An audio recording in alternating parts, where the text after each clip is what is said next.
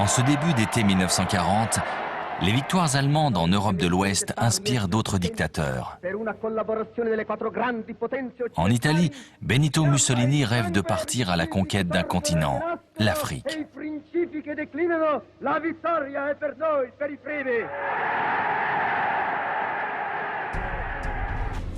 Le Duce veut reconstituer l'Empire romain, étendre les frontières de son pays, transformer la Méditerranée en mer italienne et retrouver la Mare Nostrum des Césars de la Rome antique.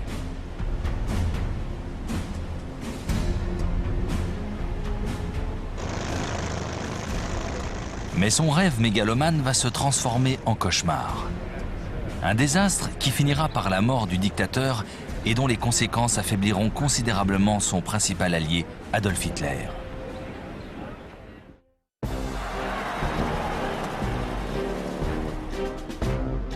Au début de la guerre, l'Italie contrôle pourtant la Libye et l'Abyssinie, l'actuelle Éthiopie. La stratégie de Mussolini est simple: agrandir la zone contrôlée par les Italiens en s'emparant de l'Égypte et du Soudan, jusqu'alors britannique. La future campagne devrait être un parcours de santé. Les forces italiennes dans la région sont 5 fois plus nombreuses que leurs adversaires.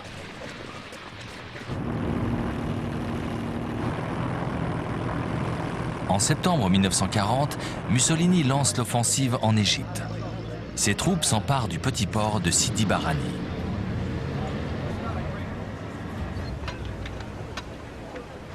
Une fois la ville prise, elle s'y retranche.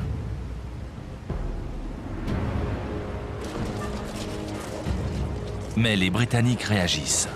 Ils concentrent leurs forces pour tenter une contre-attaque. Le 6 décembre 1940, ils traversent le désert.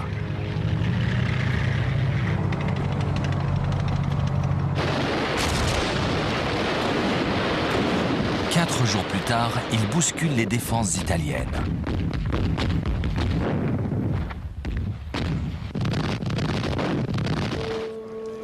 Près de 40 000 Italiens sont faits prisonniers.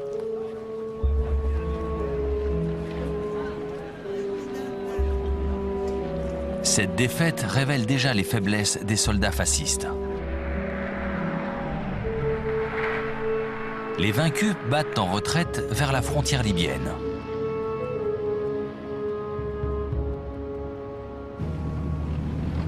Les Britanniques sont sur leurs talons.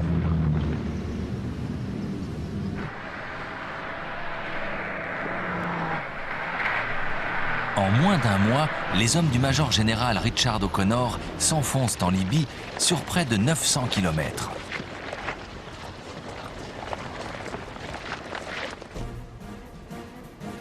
Ils marquent une pause en se retranchant dans la ville côtière d'El Agheila.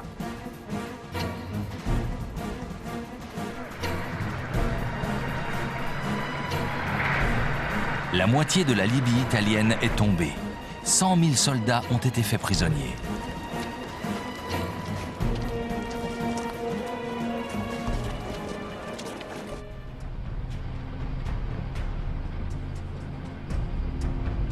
Dans le même temps, les forces britanniques entrent en Abyssinie.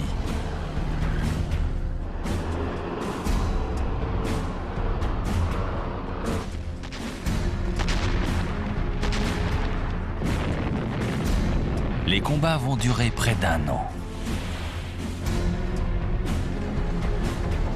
Le terrain accidenté gêne considérablement les communications et les transports. Mais à la fin, les Italiens se rendent comme partout ailleurs. Il n'y a pas qu'en Afrique où la situation est préoccupante. Mussolini accumule les échecs, obligeant bientôt l'Allemagne à sortir du bois.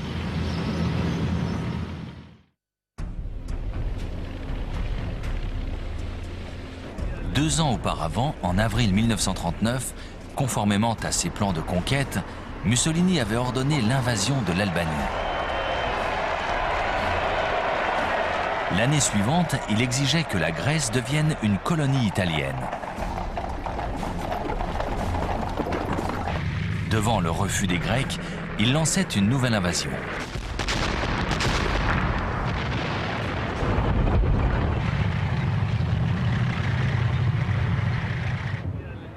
Les Italiens étaient 2 fois plus nombreux, mais l'armée grecque réussit pourtant à contenir leur offensive.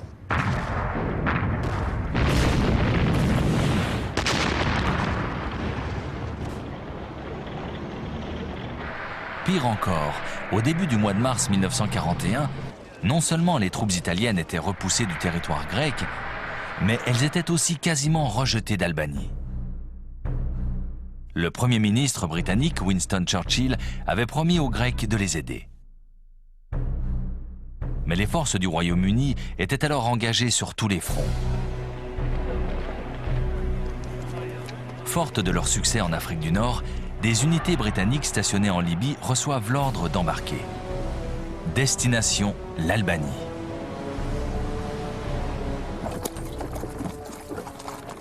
Les troupes de Mussolini sont bousculées dans les Balkans. Les Italiens lâchent prise partout.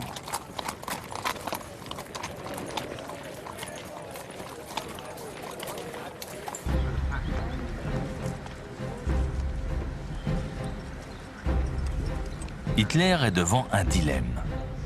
Aider Mussolini en détournant certaines de ses forces ou l'abandonner à son triste sort.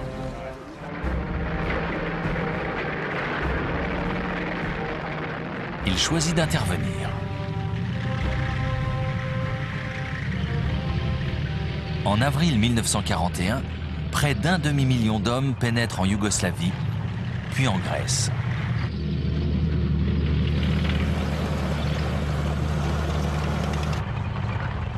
Alerté par les échecs de Mussolini, Hitler doit reprendre la main dans les Balkans. Mais ce choix tactique demeure très risqué. D'abord, tout se passe parfaitement.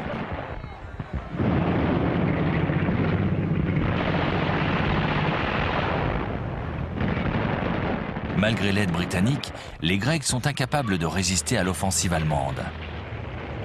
À la fin du mois d'avril, les forces de l'Axe s'emparent finalement d'Athènes.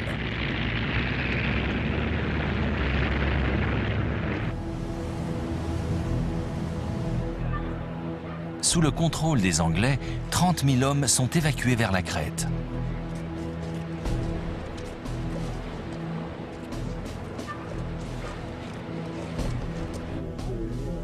Mais Hitler décide de les en chasser.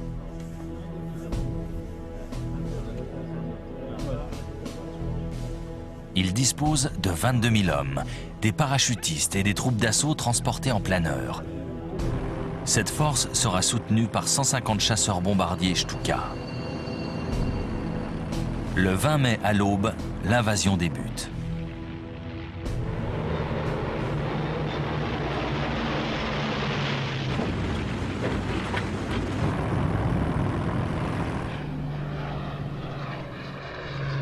Les attaques se concentrent d'abord sur les principaux terrains d'aviation. Les Alliés sont soumis à rude épreuve. Les raids aériens se succèdent. Les bombes pleuvent.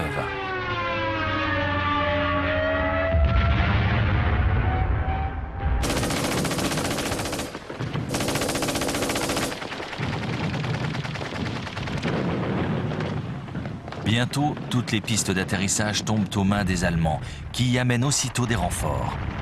Les Alliés sont repoussés sans cesse.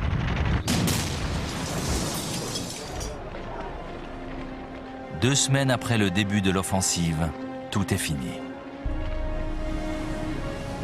15 000 soldats alliés ont été évacués.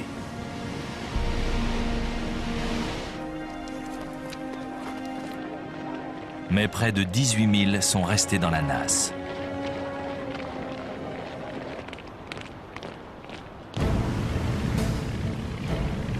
Les forces de l'Axe contrôlent maintenant la plus grande partie de la Méditerranée. Elles coupent surtout la plupart des voies de ravitaillement à destination de l'Afrique du Nord. Hitler semble avoir gagné son pari.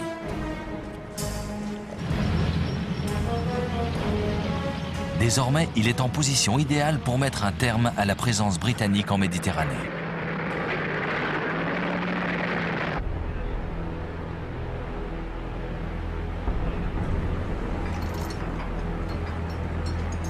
En février 1941, un jeune général allemand débarque dans le port libyen de Tripoli.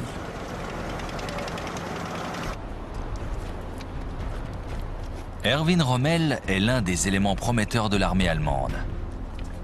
Hitler lui a confié la mission de secourir l'allié italien et de conquérir toute l'Afrique du Nord.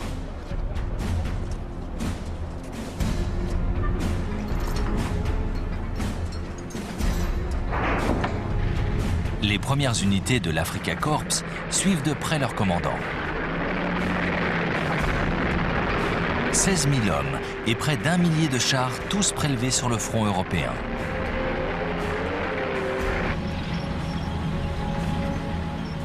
Les forces de l'Axe sont supérieures en nombre, d'autant que leurs adversaires ont été décimés lors des opérations grecques et crétoises.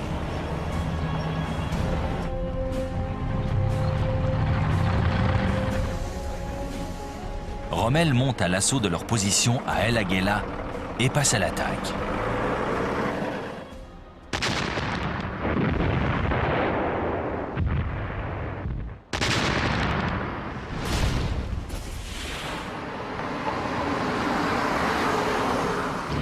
Lorsque les Britanniques se replient, l'Afrika Korps les pourchasse. En quelques semaines, les Alliés sont refoulés jusqu'à la frontière égyptienne.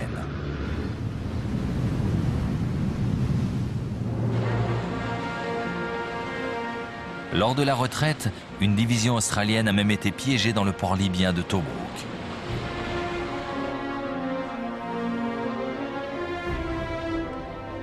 Le commandant britannique, Sir Archibald Wavell, tente par 2 fois de rompre l'encerclement.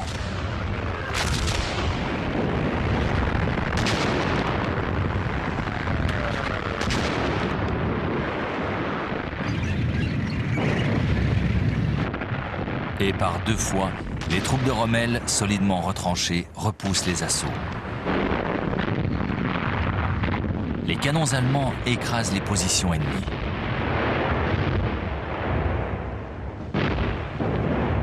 Les batteries antiaériennes de 88 mm utilisées contre les tanks font des ravages dans les rangs alliés.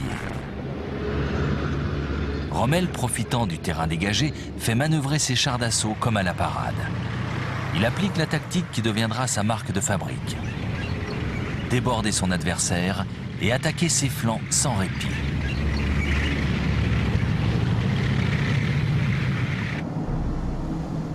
Ses talents de stratège lui vaudront un surnom, le renard du désert. Pour Sir Wavell, c'en est trop. Épuisé, il est remplacé par le général Claude Auchinleck. Celui-ci veut rompre l'encerclement de Tobrouk. Mais il refuse catégoriquement de tenter l'aventure sans renfort préalable.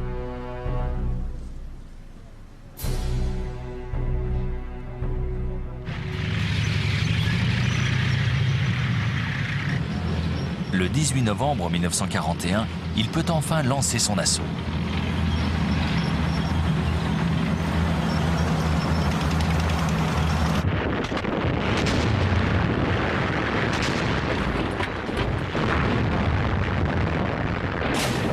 L'opération Crusader, croisade, débute par un long combat de blindés.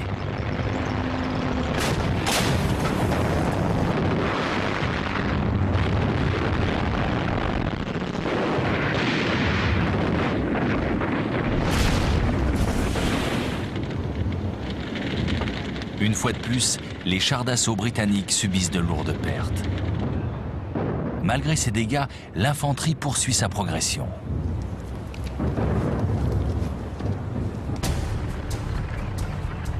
Après 1 mois de combats acharnés, Rommel bat en retraite. Tobrouk n'est plus assiégé. Les forces de l'Axe se replient le long de la côte et retournent finalement à leur point de départ, El Agheila.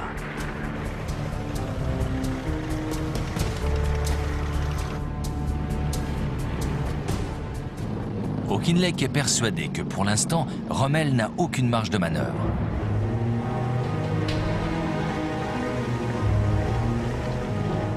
Il décide de disperser ses unités le long de la côte et de les laisser se reposer.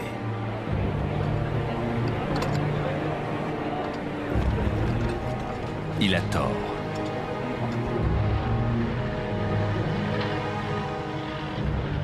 2 mois plus tard, en janvier 1942, l'Afrika Korps repart à l'attaque.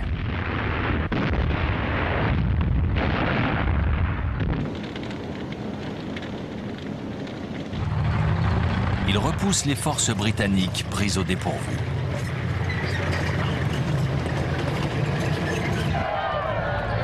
Elles refluent le long de la côte.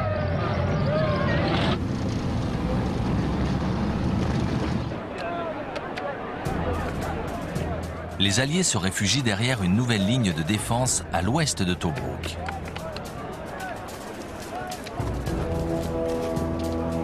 Ils se retranchent dans une série de fortifications bientôt surnommée la ligne Gazala. Rommel décide de s'en emparer au mois de mai 1942.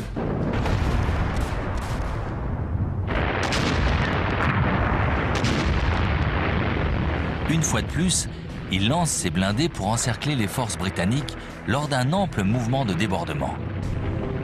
Ces chars surgissent derrière les positions ennemies. Mais cette fois, ses adversaires réagissent. Ils tentent à leur tour de déborder le flanc allemand.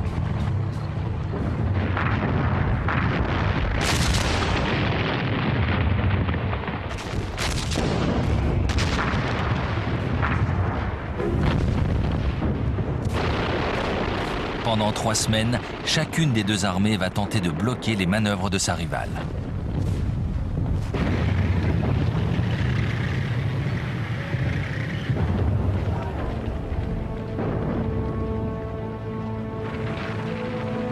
Les Britanniques sont près de rompre le combat. Finalement, les Allemands submergent leur position. Rommel a la victoire à portée de main.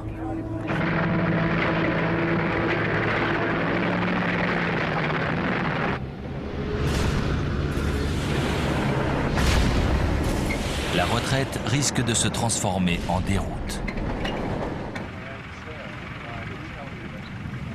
Auchinleck décide finalement de faire face.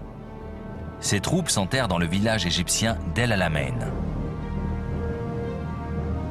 Son aile sud prend position dans la dépression de Katara, une zone impraticable pour les chars d'assaut. Le 1er juillet 1942, Rommel passe à l'attaque.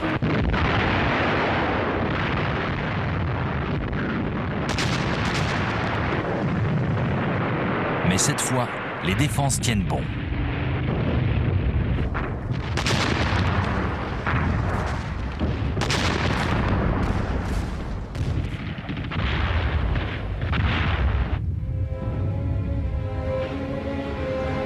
Rommel a dangereusement étendu ses lignes d'approvisionnement. Ses équipages manquent d'essence. Il décide de décrocher.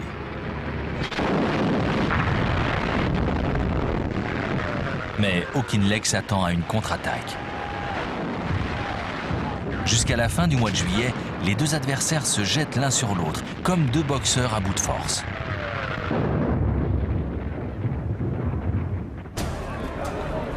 Churchill est furieux. L'armée britannique s'enlise. Il veut des résultats.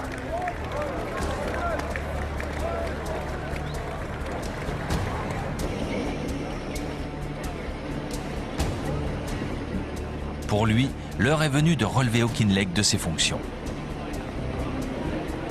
Ce ne sont pas moins de 2 généraux qui sont nommés pour le remplacer. À l'Est, le commandant en chef, le général Harold Alexander. Et pour diriger la 8e armée, un officier dont le nom va rentrer dans l'histoire, Bernard Montgomery. Les Alliés et les forces de l'Axe se sont écharpés pendant des mois. Mais aucun n'est sorti vainqueur et personne ne peut dire qui remportera la partie. Pour vaincre, les Britanniques n'ont qu'une solution: couper définitivement les voies d'approvisionnement allemandes.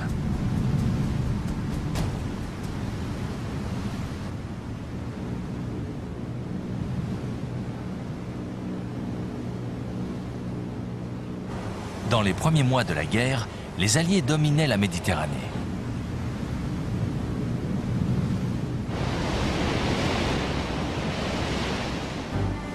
Les convois pétroliers provenant du Moyen-Orient la traversaient sans encombre. Les routes maritimes vers l'Inde et l'Asie étaient ouvertes.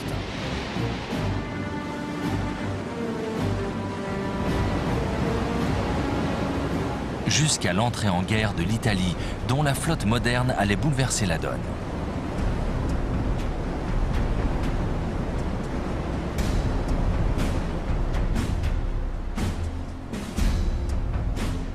La stratégie italienne est simple.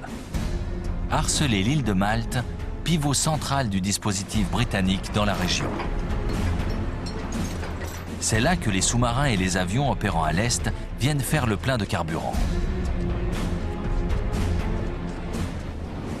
L'île est le port d'attache des bateaux de la Royal Navy qui attaquent sans relâche les convois italiens et allemands à destination de l'Afrique du Nord.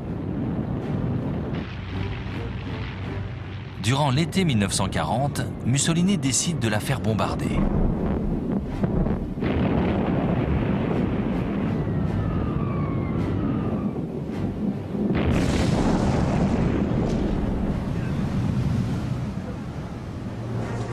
C'est le début de 2 longues années de raids dont la population civile sera la première victime.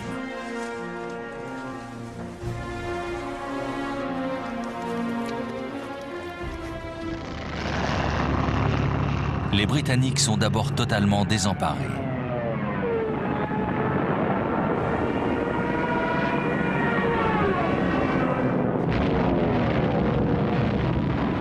Ils ne disposent d'aucun avion pour défendre leur espace aérien.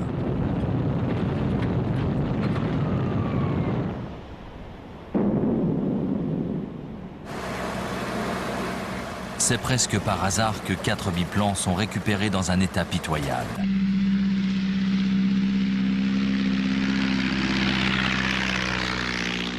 Ils sont assemblés à la hâte.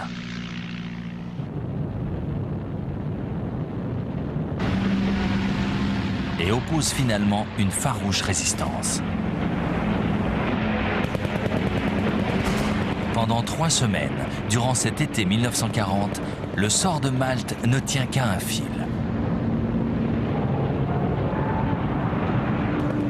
Finalement, des escadrons de chasseurs viennent en renfort. Ils repoussent les bombardiers italiens. Mais jusqu'à quand ?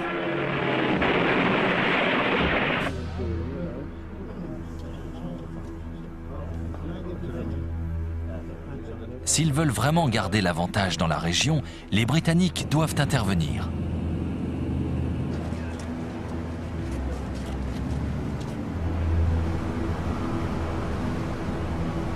Ils vont monter 2 opérations pour mettre KO la marine de guerre italienne.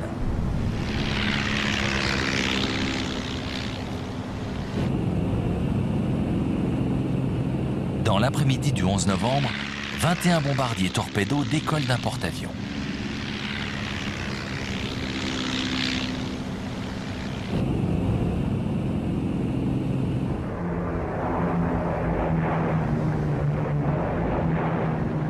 Leur objectif, la flotte ennemie ancrée dans la baie de Tarente. Les Italiens ne les attendent pas.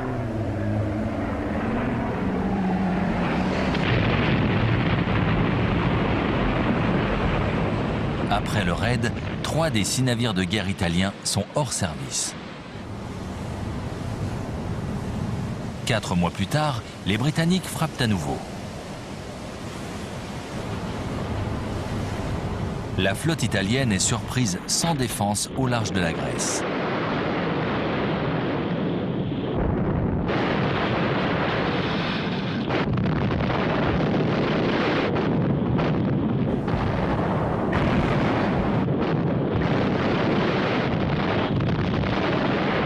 Un 4e bâtiment est gravement endommagé.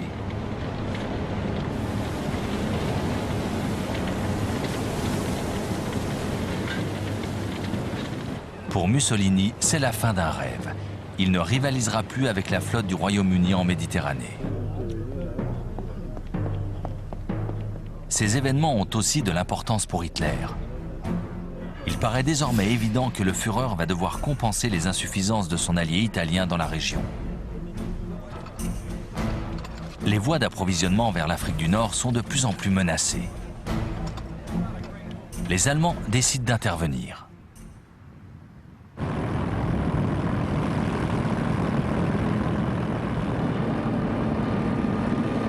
Au début de l'année 1941, la Luftwaffe ravage Malte.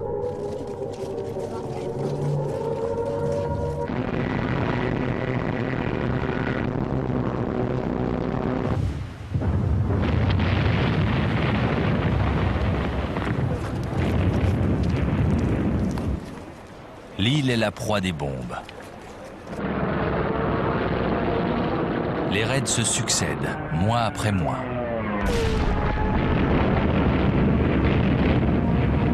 La garnison s'accroche.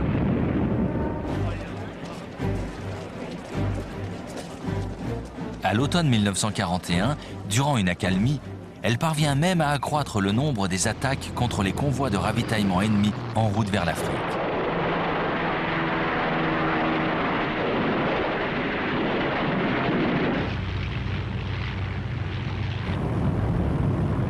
La Luftwaffe intensifie alors ses opérations.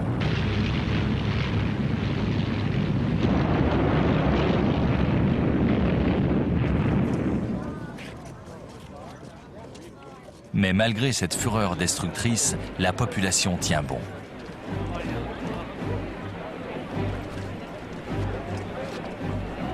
Quatre mois de bombardements dévastateurs. L'héroïsme et le sacrifice insensé des civils maltais vont rentrer dans l'histoire.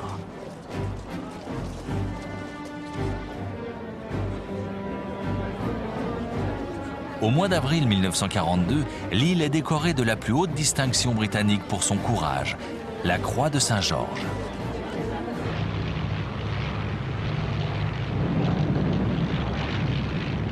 Malgré les distinctions et les honneurs, les réserves de vivres et les munitions s'amenuisent. À la mi-juin, plusieurs convois quittent Gibraltar et l'Égypte pour ravitailler l'île.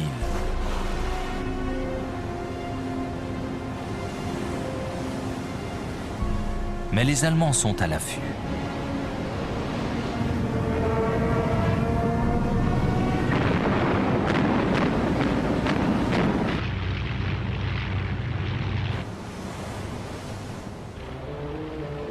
Seuls 2 des 17 bateaux parviennent à bon port. La situation devient dramatique. Une action d'envergure doit absolument être entreprise. Ce sera l'opération Pédestal, le plus gros convoi jamais expédié vers Malte. Au mois d'août, 14 navires marchands quittent Gibraltar. Plusieurs bâtiments de guerre les escortent.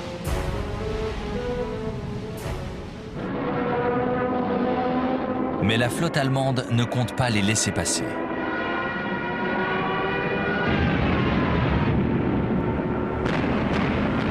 Pendant 3 jours, la bataille fait rage. Les sous-marins et les avions de l'Axe n'ont qu'une seule mission, couler leurs adversaires, empêcher la livraison des précieuses denrées.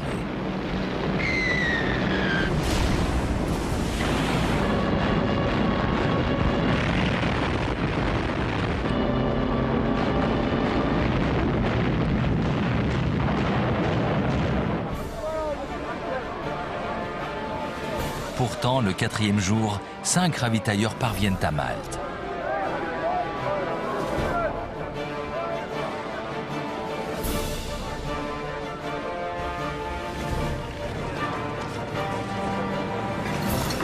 Le peu qu'ils transportent suffit à approvisionner l'île. Malte est sauvée. Ces avions vont pouvoir continuer de harceler les convois de l'Axe en route vers l'Afrique du Nord.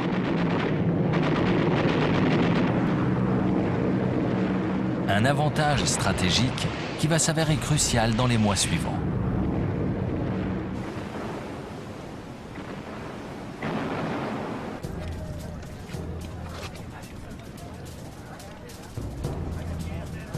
Churchill est excédé par la résistance de Rommel en Afrique du Nord.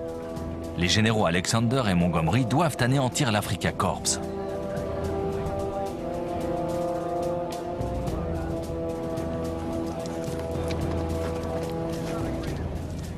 La partie va se jouer à un petit détail. Les services de renseignement britanniques ont décrypté les codes de l'armée allemande. Ils savent où et quand l'ennemi va attaquer.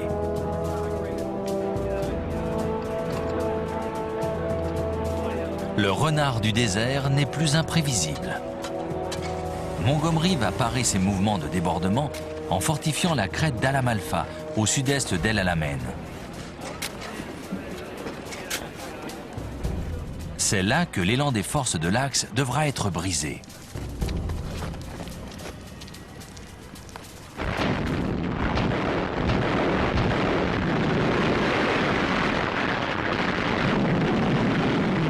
La bataille va durer 3 jours.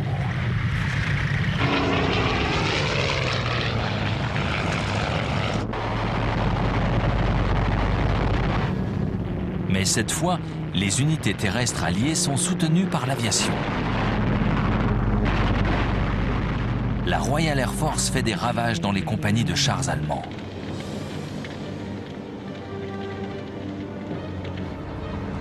Rommel est contraint d'abandonner. Ses blindés n'ont plus d'essence, ils battent en retraite.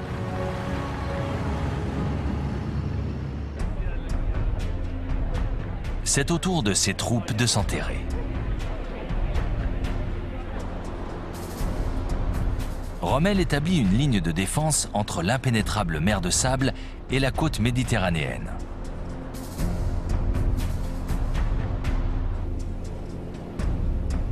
Son artillerie est placée en batterie derrière de vastes champs de mines. Les divisions de Panzer restent en réserve, prêtes à neutraliser rapidement une éventuelle percée. Montgomery n'ignore pas la solidité de ce formidable rempart. Il sait aussi qu'il ne pourra jamais le contourner.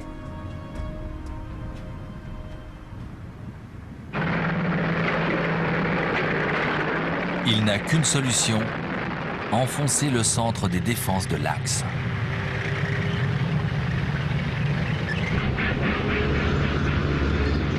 Il dispose désormais de matériel livré par les États-Unis, dont les chars Lee et Sherman, armés d'un canon de 75 mm.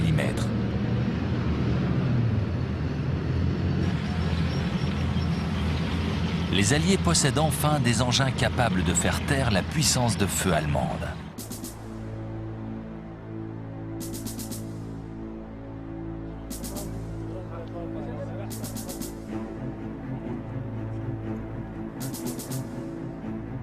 Dans la soirée du 23 octobre 1942, les Britanniques déclenchent un feu d'enfer sur les positions de Rommel.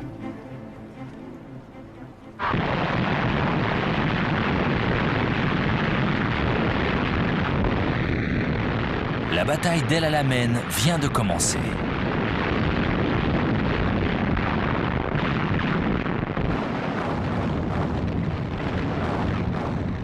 Profitant du bombardement, les sapeurs alliés ouvrent des passages dans les champs de mines.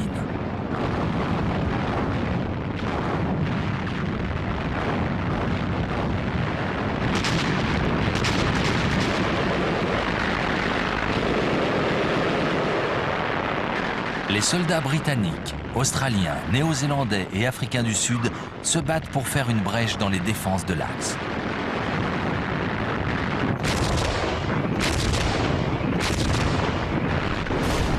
L'artillerie allemande fait des ravages dans leurs rangs. Dans les deux camps, les pertes sont sévères.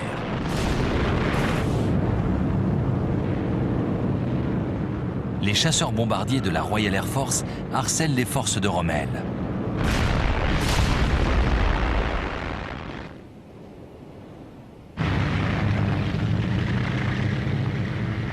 Finalement, après 10 jours de lutte, les Alliés brisent toute résistance. Le jour suivant, Rommel se retire.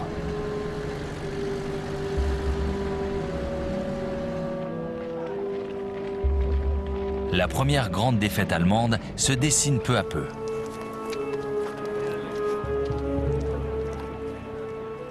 Churchill ne cache pas une certaine satisfaction. Ah, this is not the end. It is not even the beginning of the end. But it is perhaps the end of the beginning.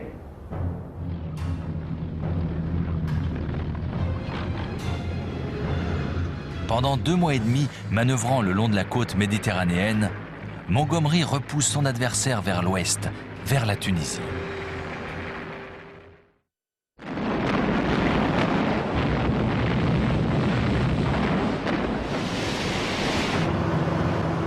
Dans le même temps, la première armée anglo-américaine a débarqué à 1500 km de là.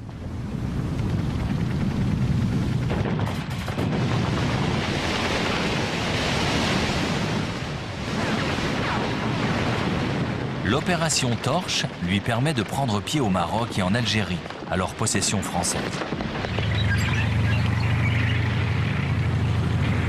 Ce corps expéditionnaire va bientôt se mettre en marche vers la Tunisie.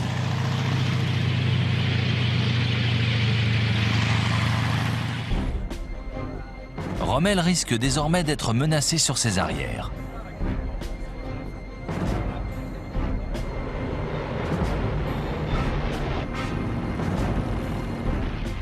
Il compte sur les renforts venus d'Europe pour consolider ses positions et résister à l'écrasement.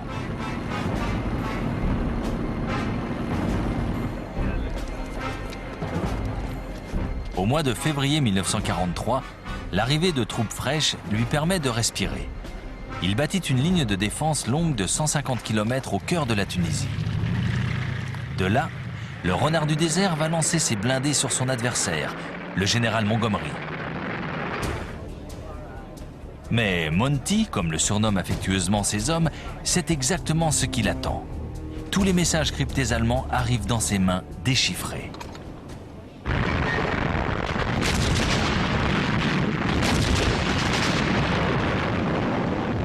L'artillerie britannique démantèle l'offensive. Les Panzers sont cloués sur place. C'est la dernière bataille de Rommel en Afrique du Nord.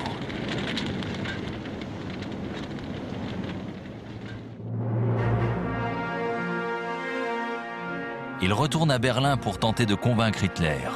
Il faut abandonner l'Afrique du Nord. Le Führer refuse catégoriquement.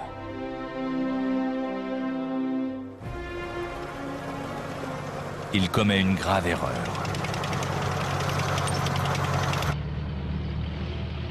La 8e armée remonte du sud à marche forcée.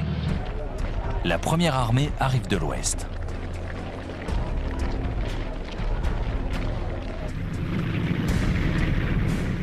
Le 7 mai, les troupes américaines prennent le port de Bizerte.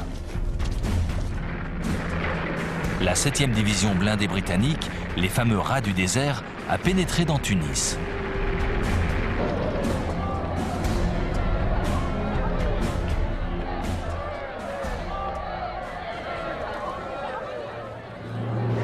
La tenaille se referme. Les troupes de l'Axe sont piégées.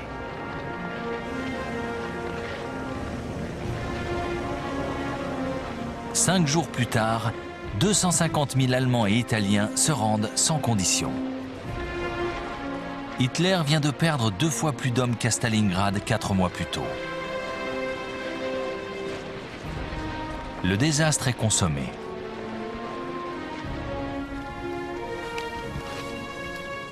Le jour suivant, le commandant en chef des forces britanniques sur le théâtre des opérations, le général Harold Alexander, écrit à Winston Churchill « Monsieur, il est de mon devoir de vous rendre compte que l'ennemi a cessé toute résistance. Les rivages de l'Afrique du Nord sont entre nos mains. »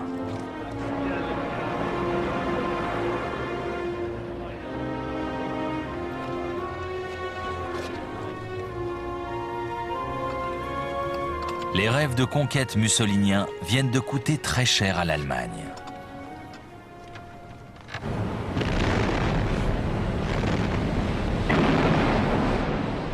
Cette défaite en terre africaine va avoir bien d'autres conséquences.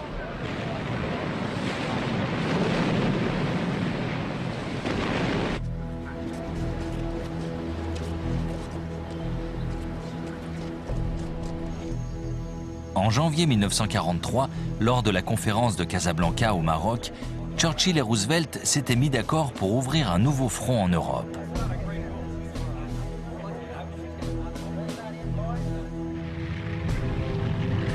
Le meilleur endroit semblait l'Italie, sérieusement fragilisée par ses échecs militaires en Afrique. Restait à savoir où les troupes devaient débarquer. En Sardaigne ou en Sicile?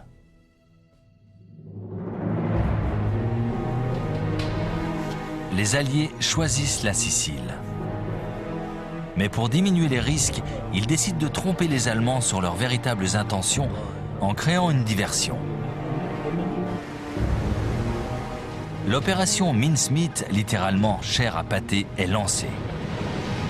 Un cadavre portant de faux documents secrets est abandonné au large de l'Espagne. Une fois le corps repêché, au mois de mai 1943, les Allemands sont persuadés que les Alliés vont envahir la Sardaigne.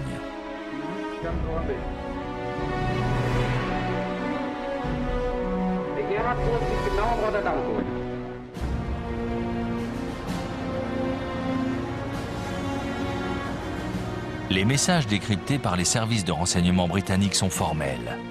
Les Allemands ont été bernés.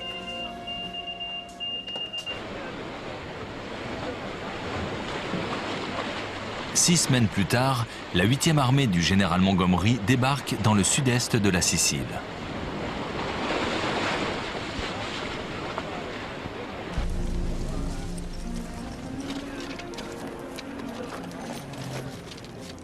Les Italiens n'opposent qu'une très faible résistance.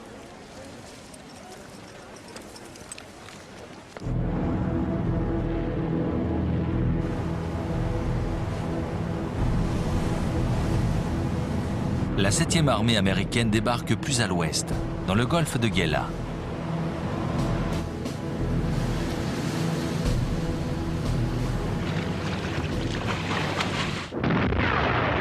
Une fois de plus, l'armée italienne se débande.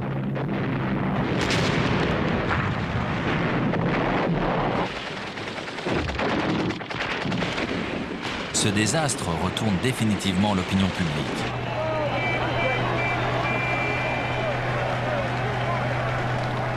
Mussolini est renversé par un soulèvement populaire. En secret, le nouveau gouvernement négocie aussitôt les conditions d'un armistice.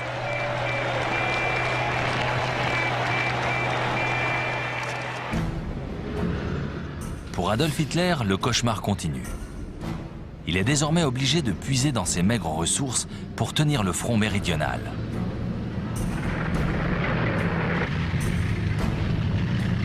Il ordonne à ses officiers de résister malgré la défection du gouvernement italien.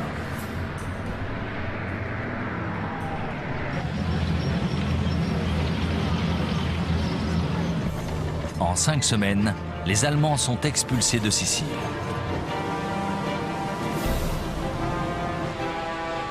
Les Alliés débarquent sur le continent et progressent à l'intérieur des terres.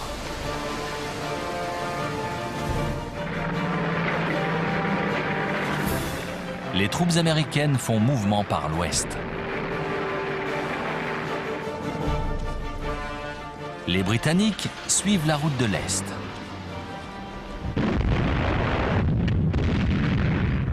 Les Allemands se défendent comme de beaux diables.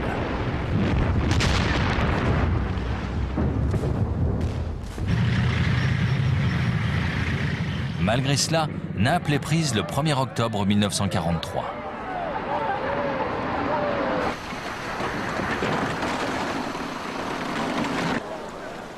Mais les Alliés sont bientôt ralentis. Les combats de l'arrière-garde nazie et les pluies automnales ont raison de leur élan.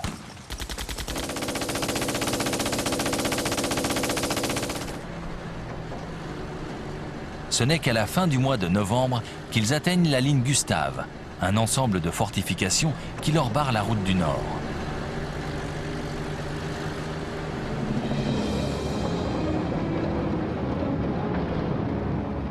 Les forces britanniques ont pour mission de briser l'extrémité orientale de cette défense. Mais les intempéries hivernales les obligent à arrêter leur offensive. Les Américains tentent néanmoins de déborder l'obstacle en empruntant la voie maritime.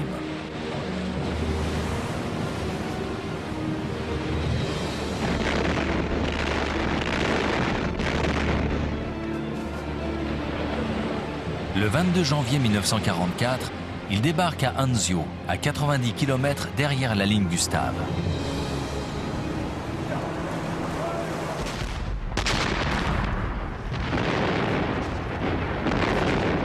Mais les canons allemands sont là. Les premières vagues de soldats sont clouées sur les plages. Pendant un instant, l'état-major envisage de faire réembarquer les troupes. Durant l'hiver et une partie du printemps 1944, les Américains vont rester piégés à Anzio.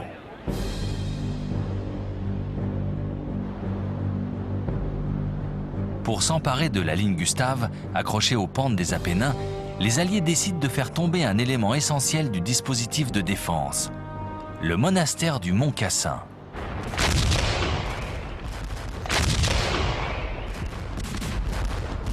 Une première série d'assauts lancés pendant le printemps est repoussée.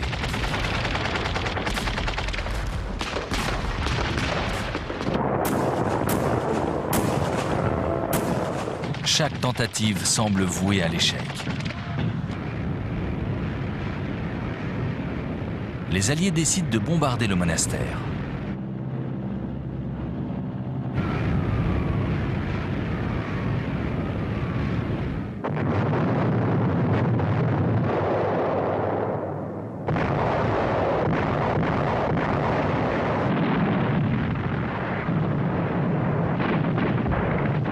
Mais les Allemands se retranchent dans l'enchevêtrement des ruines.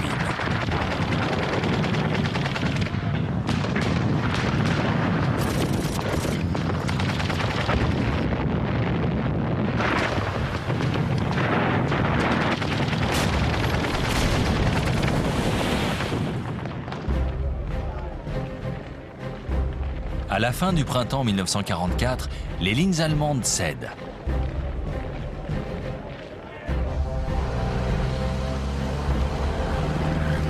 Dans le même temps, les Américains s'extirpent du bourbier d'Anzio. Les forces alliées convergent rapidement sur Rome.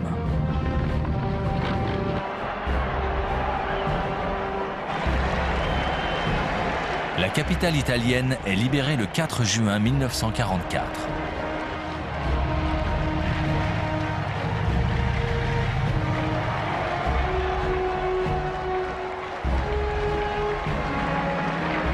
Pour Hitler, c'est un nouveau revers. Il est à deux doigts de perdre l'Italie.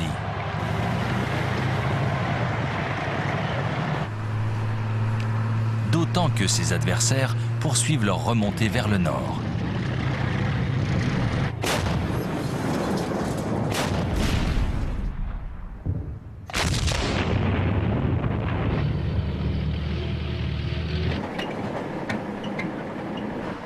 Les troupes nazies n'ont plus qu'une solution, se retrancher derrière la ligne gothique à quelques kilomètres au nord de Florence.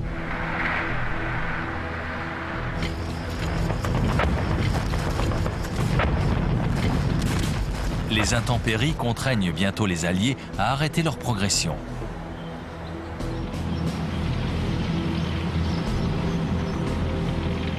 Les adversaires se font face jusqu'au printemps 1945, date à laquelle l'Italie tombe définitivement.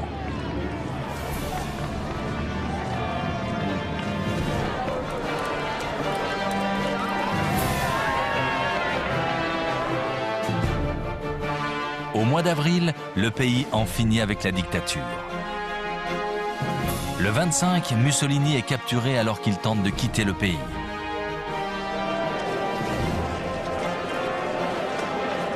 Fusillé par ses partisans le 28, son corps est exposé à la foule dans le centre de Milan. Ses choix politiques ont mené sa nation au bord du gouffre. La chute du fascisme italien laisse Hitler complètement seul. L'armée allemande est au bord de la rupture. Elle ne dispose plus d'aucune réserve. Ses unités battent en retraite sur presque tous les fronts.